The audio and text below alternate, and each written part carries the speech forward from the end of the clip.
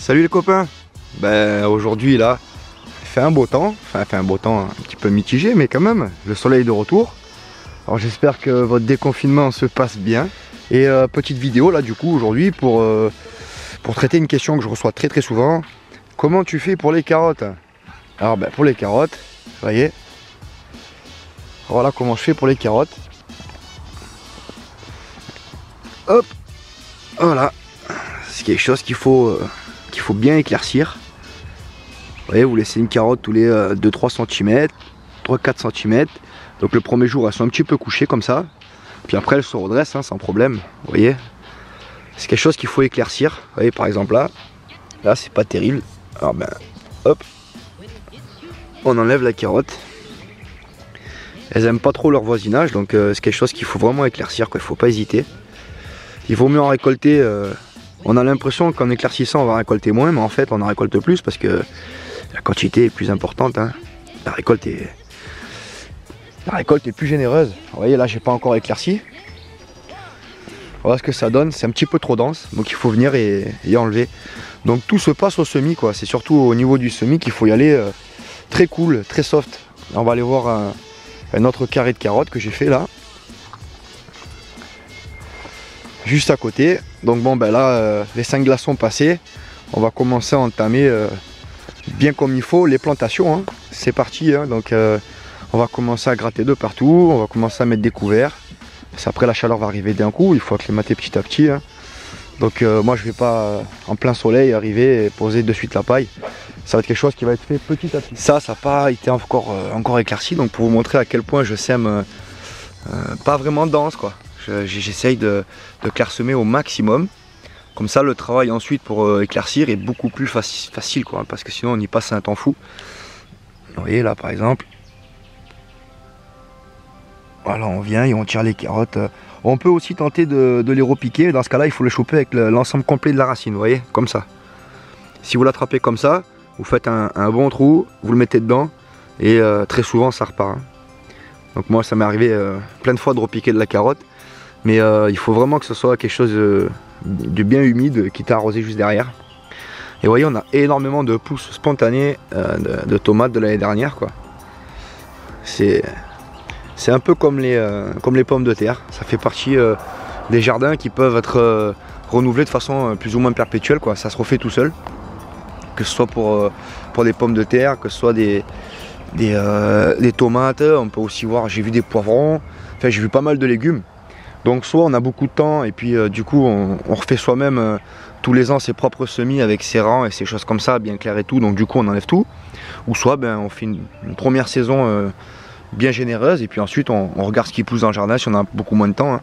Il y aura des récoltes, ça c'est certain, et en plus c'est des graines qui sont montées directement en pleine terre, donc du coup les racines sont beaucoup plus impressionnantes que dans les godets. C'est des plantes qui vont être beaucoup plus résistantes à la sécheresse et aussi aux maladies. Voilà, donc ça peut être intéressant aussi. Bon aujourd'hui moi je me suis fait, j'ai sorti de mes petits cartons, donc un beau petit paquet là de carottes de Colmar. Alors je vais vous montrer comment on sème ça, juste le temps de trouver la bonne parcelle. Je pense qu'on va faire quelque chose par là, à côté des petits navets. Alors, on va faire un rang tout le long là, et je vais vous montrer à peu près la densité, parce qu'il faut en mettre très peu, il faut être vraiment, il faut y aller doucement, parce que la carotte c'est quelque chose qui pousse très dense, et après pour éclaircir c'est un peu l'enfer, hein. C'est un peu comme les épinards d'ailleurs. Vous voyez les épinards, je suis encore en train de les éclaircir plus ou moins tout le temps, là, tous les jours. Quand on a la main un peu lourde, et ensuite on y passe du temps, hein. Vous voyez ça c'est trop, pour moi c'est encore trop serré.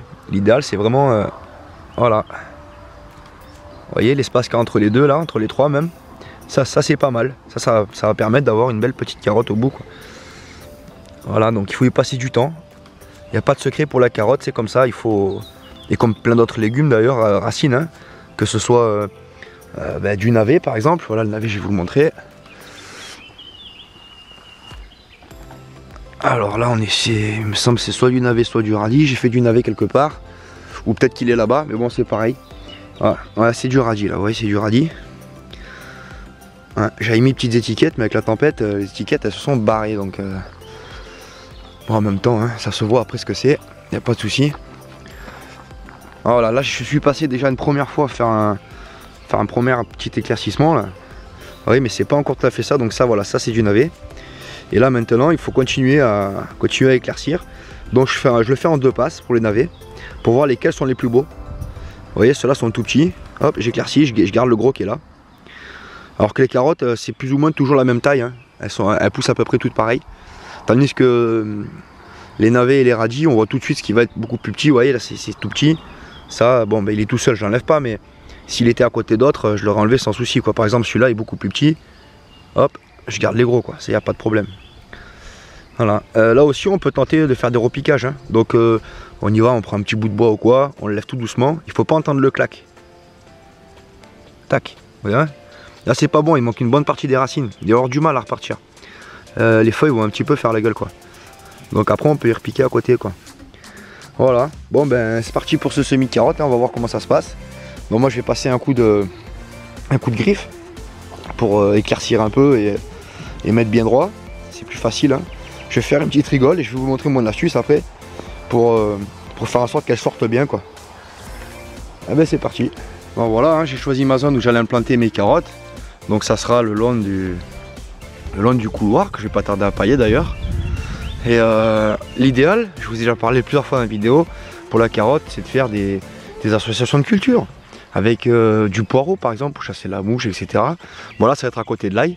L'ail qui, comme vous le voyez, à cause des pluies et du terrain qui est inondé, a pris un coup, hein. Il a pris un coup, vous voyez. Mais bon, pas trop d'inquiétude. C'est quelque chose qui peut repartir sans aucun problème. Si ça devait pourrir, le petit bulbe, il va se diviser. Et puis il va repartir quand même, hein. Donc ça, il n'y a pas de souci, il faut attendre juste le retour du soleil. Voilà. Bon ben, maintenant que j'ai fait ça, maintenant que j'ai choisi ma zone, vous voyez, je vais pouvoir faire un rang, là, un rang bien propre, bien sympa, qui va venir égayer un peu ce potager. Donc j'ai utilisé mon râteau fabrication maison, manche fabrication maison, toujours le même, hein. Il est encore là. Et puis bien sûr, mon outil préféré, hop, je la présente plus, hein, la roto-fourche. Ou la roto-bêche. Je vais venir en fait juste offrir un petit peu de profondeur comme ça, tout le long, et ensuite un petit coup de peigne pour faire propre, enlever les cailloux, et on va commencer à tirer donc le trait dans lequel je vais semer avec la serre-fouette. Voilà, 5 minutes plus tard, le coup de griffe est mis, il me reste plus qu'à venir mettre un petit coup de râteau pour faire ça propre, et ensuite le coup de serre-fouette. Alors vous voyez, la roto-bêche est vraiment un outil que j'adore, parce que ça vient décompacter le sol en le soulevant, ça l'aère un maximum. Ça c'est dû à la forme de ses dents. En spirale comme ça là. Et on surélève le sol en fait. On crée comme une petite butte. Et ça aère vraiment bien le sol, ça permet de remonter tous les cailloux. C'est un outil super, vraiment super. Là j'ai investi 25 €, ça fait déjà plusieurs années que je l'ai, j'en suis vraiment content comme tout. Et vous voyez, quand vous commencez à avoir ces choses là dans votre potager là, regardez, je sais pas si vous voyez bien, vous voyez les petits fils blancs, tout ça, et ben c'est que là vous avez fait des bonnes actions qui commencent à être payantes. Voilà, ça c'est du mycélium, ça commence à être pas mal. C'est à dire que le terrain en fait il est connecté un peu de partout. Donc là maintenant on va prendre la serre-fouette, on en profite pour casser un peu les mottes qui restent à la main. Vous voyez, le sol commence à, ça ressemble plus trop à de l'argile maintenant, ça ressemble à de la terre bien riche. Vous voyez que c'est quelque chose de, c'est beaucoup moins compact qu'avant, c'est trempé, mais on le voit bien que ça fait plus de la poterie comme ça le faisait avant, quoi. Voilà, donc ça se travaille. Là ça va faire maintenant 2 ans que j'ai ce terrain là, enfin 2 ans que je jardine sur ce terrain là, et vous voyez, en 2 ans on arrive à avoir un résultat qui commence à être assez correct. Donc c'est quelque chose qui peut se faire assez vite. Moi j'ai tout misé sur le broyat, donc j'ai investi un petit broyeur, je vous ai déjà montré des vidéos. Et c'est à base de ce copeau de bois qui se dégrade dans le sol, qui fait venir le mycélium, les amendements par-dessus avec de la paille, avec un peu de tonte, etc. On arrive à obtenir un sol qui s'enrichit très vite et qui devient surtout propice aux cultures, quoi. Heureusement, parce que ta sol est... Vous voyez, là par exemple, il y a 2 ans, j'aurais absolument pas pu le planter, il serait déjà totalement pourri, comme on avait fait l'expérience il y a quelques temps. Et là on voit qu'il y a des chances à mon avis, il va tenir le coup. Je pense qu'il va y avoir une jolie petite récolte. Bon, là on va venir avec la serre-fouette pour faire un rang au milieu. Je vais partir que sur un rang, hein. Pourquoi en faire 2, ça sert à rien, je sais pourquoi, que peut-être 2 ça peut être sympa. Parce que souvent à deux ça se tient, ça permet d'être bien droit quoi. Bon, on va voir comment ça se passe, si j'en fais un ou deux, je vais prendre la serre-fouette et puis je vous montre ça juste après. Bon, la technique qui va bien si on n'a pas de serre-fouette, elle est toute simple. À la mano, hop, on rentre là comme ça. Bon, on prend un écart de... Là j'ai pris un écart de 10 cm à peu près. Et puis voilà. Vous voyez, on fait un lit propre.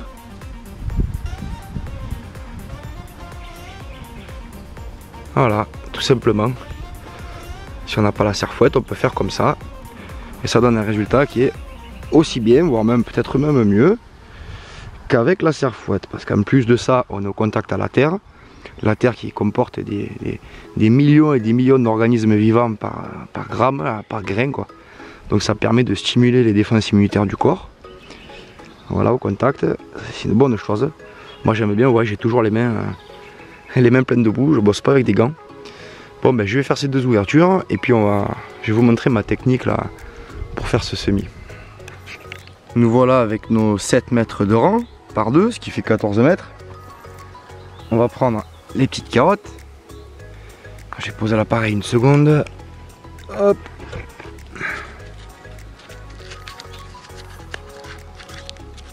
Elles sont bien belles ces carottes. Elles avaient grandi dans le...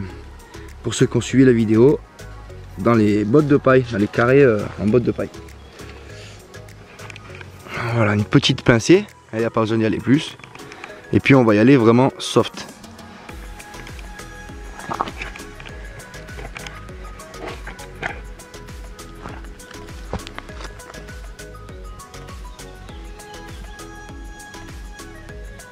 Voilà. Pas besoin de faire plus. À peine un petit peu.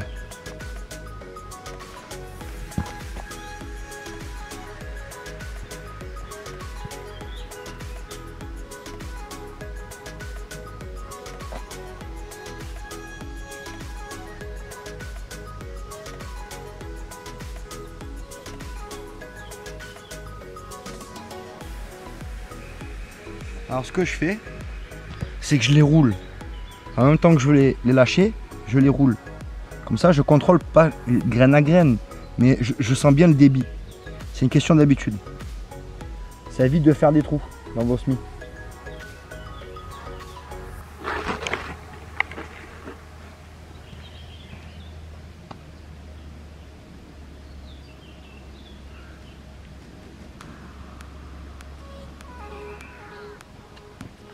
Avec la petite pincée que j'avais pris, j'ai presque eu assez pour aller jusqu'au bout là-bas. J'ai pu faire un peu plus de 5 mètres avec la toute petite pincée.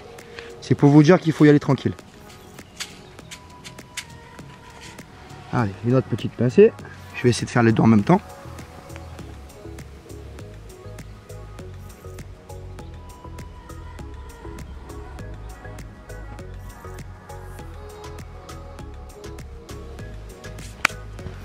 Voilà. Maintenant qu'on a fait ça, voyons à peu près l'état du semis. Alors, regardez. Vous voyez, c'est quelque chose qui n'est pas très dense. Donc il y aura sans doute un petit éclaircissement à faire, ce qui est normal, c'est de la carotte, les graines sont très petites. Mais déjà, ça va limiter les choses. Et en plus de ça, ça va bien parce qu'on peut coucher le rang pour les enlever les uns après les autres. Plutôt que quand c'est un grand carré, c'est un peu plus compliqué parce qu'il faut pouvoir passer la main au travers pour les coucher, pour pouvoir les enlever. Je ne sais pas si je vous ai montré la méthode, ben, je vais quand même vous la montrer. On va aller voir là-bas. Donc après je sais pas comment font les autres, c'est moi ma façon de procéder. Vous voyez, je viens là comme ça, je rentre la main, donc je sens bien en fait où sont les tiges, et je couche, crac.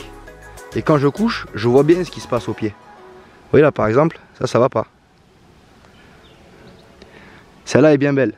Alors qu'est-ce que je peux faire? On va tenter de la replanter.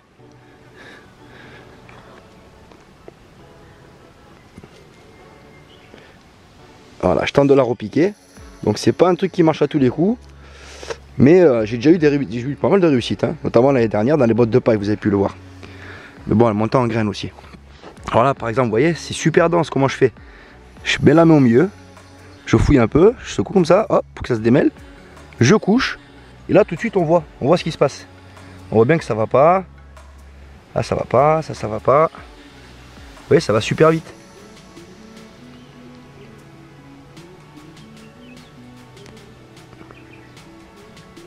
Voilà comment on fait. Donc c'est un petit peu long et fastidieux, mais des carottes du jardin, honnêtement, quand on compare avec des carottes du magasin, ça n'a strictement, mais réellement rien à voir. Ça a un goût exceptionnel, complètement. Hein. Donc je vous encourage vivement à cultiver même sur un tout petit terrain potager vos carottes. En plus de ça, on sait très bien qu'il y a une crise alimentaire qui va arriver, liée au Covid, liée bien sûr à toute l'activité paysanne qui en a pris un coup dans son aile. À ce qui paraît, il va y avoir des réseaux qui vont plus être distribués en légumes frais, ça va être plus compliqué. Donc je vous encourage vivement à cultiver le moindre petit centimètre carré de terrain que vous avez. À ce sujet, je vous prépare une vidéo sur une petite serre de 24 mètres carrés et comment j'ai pu densifier au maximum en étant sûr d'avoir du rendement et de pouvoir tout récolter et passer dedans. Vous allez voir que dans une petite serre de 24 mètres carrés, j'ai pu planter des centaines de plantes. Vous allez le voir dans quelques vidéos, là je pense d'ici 2-3 vidéos, hop, on y sera. Donc il faut aussi penser à désherber parce que là, les mauvaises herbes, ça ne fait pas vous ménage avec la carotte. Vous voyez, vous enlevez tout ce que vous avez enlevé. Ouais, ces choses-là, là, ça pousse après, ça les emmêle. Et après, elles ont beaucoup de mal à repartir. Donc je vais juste, j'ai fait un trou là, donc je vais juste en prendre une pour pouvoir la repiquer dedans. Je ne veux pas laisser les choses non finies.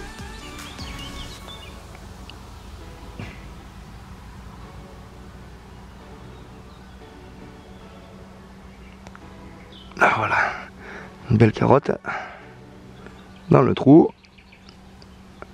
et je rebouche. Voilà. Bon, après pour la carotte, il y a aussi quelque chose qui fonctionne assez bien, qui est connu maintenant. Bon, moi je le pratique pas parce que j'ai pas ce besoin particulier, mon sol est riche, mais je sais que le sujet est tabou pour certains d'entre vous. Il faut savoir qu'une dilution à l'urine vis-à-vis de la carotte, ça fonctionne extrêmement bien. Voilà, j'ai pu voir des résultats sur des terrains, moi qui étais pauvre, ça donne un très beau résultat. Donc une forte dilution, je ne maîtrise pas trop le taux de dilution, il faudrait regarder des vidéos un peu plus spécialisées, on le trouve sur YouTube bien sûr. Mais avec la carotte, c'est quelque chose qui marche très très bien. Voilà. Bon, on va continuer notre plantation là-bas de l'autre côté pour aller voir ce que ça donne. Alors maintenant qu'on a semé ça, vous voyez, je peux pas m'amuser à recouvrir avec ça. Ça c'est trop gros, c'est trop grossier. Ça va vraiment gêner la carotte qui va partir dans tous les sens. Ce que je fais, c'est que j'ai tamisé du terreau fabrication maison. Je vous ai montré plusieurs fois la recette. Ça donne quelque chose comme ça. Vous pouvez aussi obtenir ce résultat avec du terreau de bonne qualité que vous achetez au magasin, que vous tamisez. Et ensuite, je viens avec la main, un peu comme quand je sème, et je fais hop, comme ça, voilà. Je le fais en 2 passes. Je rajoute 1, 2, 3 mm par-dessus la carotte. Ce qui va me permettre de plus ou moins plomber le fond. Ce qui permet de pouvoir arroser. Assurez-vous que le terreau est bien humide, parce que s'il est un peu sec, que vous allez arroser, ça va tout rincer. Le terreau va se mettre à flotter, ça va rincer, toutes les carottes elles vont descendre le long de votre ouverture. Ce qui n'est pas l'effet recherché. Puis moi, je continue ce petit travail et puis on se retrouve dans quelques instants. Voilà, le micro-lit est posé. Ensuite, on vient plomber délicatement avec le dos de la main, à peine un peu comme ça, de façon à éviter que quand la première feuille va sortir, elle va filer dans tous les sens pour trouver sur le chemin. Là, elle va avoir plus de puissance à la sortie, elle va partir bien droit. Donc, faut pas tasser comme un fou, il faut juste mettre voilà, comme ça, à peine un peu. Et puis ensuite, un bon petit coup d'arrosage, léger, tranquillement, de façon à humidifier un peu la terre. Et par contre, à renouveler jusqu'à la levée. Ce qui veut dire que pendant une bonne semaine, 15 jours, là, on va venir vérifier que ce soit quand même humide. Parce que n'oubliez pas que la graine est à peine enterrée, elle est quasiment sur la surface. Et là, un bon coup de chaud et crac, il y a tout qui meurt. Donc faites-y attention. Et après, vous aurez un beau petit carré de carottes ou des petits chemins comme ça. C'est super beau. Voilà, moi j'adore les planches de carottes, c'est quelque chose que je trouve vraiment sympa. Après, vous pouvez le faire avec un tasseau ou quoi, juste à peine de poser. Je le faisais avant comme ça. Là, bon, mais comme ça, je sens qu'il n'y a pas des petits grumeaux ou quoi. Oui, ça va très très vite. C'est pas quelque chose de très très long. Par contre, c'est vrai que le plus gros travail sera après au niveau pour éclaircir. Hein. Pour éclaircir, c'est là que le résultat sera le plus parlant, quoi. Voilà, il ne me reste plus qu'à arroser et on verra ça dans les prochaines mises à jour, comment ça va sortir. Comme d'ailleurs vous m'avez vu pour ces semis là, vous voyez, il n'y a pas de souci, c'est sorti, bien droit, nickel. Poireaux, carottes, on a de l'haricot à côté, on a de l'épinard juste là, on a de la salade ici, on a des salades qui montent en graines exprès, c'est pour faire mes balais hein, à frapper. Donc ça c'est une variété de frisée que je laisse monter en graines exprès. Derrière on a de la blette. Voilà comment on rentabilise le sol. Bon, moi j'ai de l'espace là, donc je peux me permettre, mais après sur une petite surface, je vais vous montrer ça quand on sera dans la serre. Ce qui veut dire qu'un petit terrain de 50 mètres carrés peut produire des légumes pour 4 personnes pendant tout l'été. Vous allez le voir ça dans ma serre, il n'y a pas de souci, ça produit assez. Bon là on n'est pas dans l'expérimental, hein. Là je vous présente c'est ma technique de fer habituelle, hein. C'est comme ça que je fais pour faire lever mes rangs. Alors le gros avantage, c'est que à l'arrosage, le fait qu'il y ait de la rigole, eh ben ça va limiter, bon, une fois qu'ils sont sortis, hein, vous voyez que vous avez un beau feuillage, vous arrosez et puis ça reste dans la rigole. Deuxième avantage, vous pouvez venir buter vos rangs de carottes pour éviter que les feuillages se retrouvent complètement par terre. Voilà, et ça évite aussi d'avoir une grosse partie de la carotte qui ressort. Ensuite, ça va tiger bien droit, le sol est souple, riche et profond, ça va être bien drainé, on arrive à la bonne période là, vous voyez, je n'ai pas fait plus tôt. Pour cette carotte là, surtout la colmar, quoi, qui n'aime pas du tout l'eau. Alors que bon, par exemple, ici c'est de la carotte demi-longue, hein, donc c'est pour ça que je me suis permis de la mettre un peu plus tôt. Elle va être moins en profondeur et puis elle supporte beaucoup mieux en fait les terrains qui sont humides. Alors que celle-ci va avoir un peu plus de mal. Donc j'ai plus qu'à arroser. Ensuite, éventuellement, une fois que c'est sorti, je peux venir mettre un peu de broyat sur le côté, par exemple pour buter d'un côté et de l'autre, pour faire un bon feuillage joli sur le dessus. Et puis voilà, il n'y a plus qu'à rouler jeunesse, quoi. C'est impeccable, c'est une technique simple que j'utilise quotidiennement qui me permet d'avoir de jolis rangs bien droits et avec très peu de pertes au niveau germination. C'est-à-dire que là, j'ai vraiment un maximum de graines qui vont lever, quoi. La chaleur va venir taper dessus, ouais, je ne vais pas couvrir de paille, je ne vais pas mettre de rien du tout. Et puis il n'y a pas de souci. Donc voilà, j'arrose et puis c'est réglé. Il n'y a plus qu'à venir arroser de temps en temps et l'affaire est bouclée. Et vous allez avoir ici une jolie petite récolte de carottes. Alors sur un rang comme ça, avec une carotte tous les 3-4-5 cm, vous pouvez espérer faire entre 5 et 8 kg de carottes. Là, il n'y a pas de souci, peut-être même 10 kg. Voilà.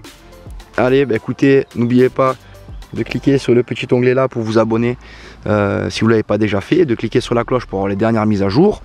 Et si le contenu vous a plu, ben, mettez-moi un petit pouce, ça me permet de mieux me référencer. Et puis comme ça permet à la communauté de pouvoir voir si les contenus sont appréciés ou non. Et si le cœur vous en dit, hein, pour participer à l'élaboration de nouvelles vidéos, hein, pour me permettre de développer la micro-ferme et partager encore plus, nous avons une plateforme de financement participatif qui nous aide. Voilà, c'est à votre bon cœur. Écoutez les amis, je vous dis à plus tard. Joyeuse plantation et n'hésitez pas si vous avez des questions, je vous répondrai avec plaisir. On peut se retrouver également sur le Discord de Vive Voix. Allez, ciao tout le monde, à la prochaine, salut.